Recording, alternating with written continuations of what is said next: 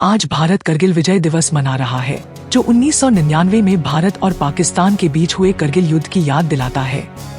इस युद्ध के 25 साल पूरे हो चुके हैं और इस मौके पर देश अपने वीर सैनिकों को श्रद्धांजलि अर्पित कर रहा है, जिन्होंने अदम्य साहस और वीरता का परिचय दिया था। 1999 में करगिल युद्ध के दौरान भारतीय सेना ने दुनिया के सामने अपनी अद्भुत ताकत का प्रदर्शन किया था। मस्को वैली पर कब्जा करने के बाद भारतीय जवान लगातार आगे बढ़ रहे थे। जब वे एक पाकिस्तानी बंकर के पास पहुंचे, तो दोनों सेनाओं के बीच आमना सामना हुआ।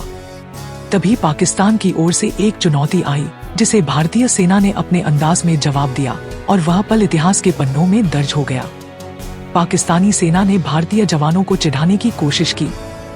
एक पाकिस्तानी सैनिक ने कहा, हमें माधुरी दीक्षित दे दो, हम कश्मीर छोड़ देंगे। उस समय बटालियन के कैप्टन विक्रम बत्रा, जिन्हें शेरशाह के नाम से भी जाना जाता है, ने इसका शानदार जवाब दिया।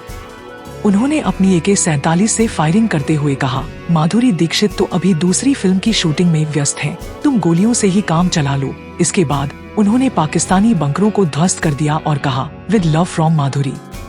बाद में माधुरी दीक्षित ने सिमी ग्रेवाल के शो में इस घटना का जिक्र किया और बताया कि इस मांग को सुनकर वह दहशत में आ गई थी।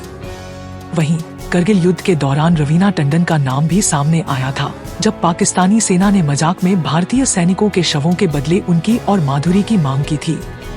तब भारतीय वायुसेना ने पाकिस्तान में एक बम गिराया था, जिस पर लिखा था, रवीना टंडन की तरफ से नवाज शरीफ के लिए। करगिल विजय दिवस हमारे सैनिकों की वीरता और बलिदान को याद करने का दिन है। यह हमें याद दिलाता है कि कैसे हमारे जवानों ने कठिन परिस्थितियों में भी अपनी जान की परवाह किए बिना देश की रक्षा की। 25 साल बाद भी उनकी वीरता की कहानियां हमें गर्व से भर देती हैं और हमें प्रेरित करती हैं। आज के दिन हम सभी को इन वीर सैनिकों को सलाम करना चाहिए और उनकी वीरता को हमेशा याद रखना चाहिए। वहीं इस न्यूज से संबंधित आपके क्या विचार है, हमें कमेंट बॉक्स में जरूर बताइएगा। फिलहाल के लिए बस इतना ही, एक बार फिर लौटेंगे एक नई अपडेट के साथ।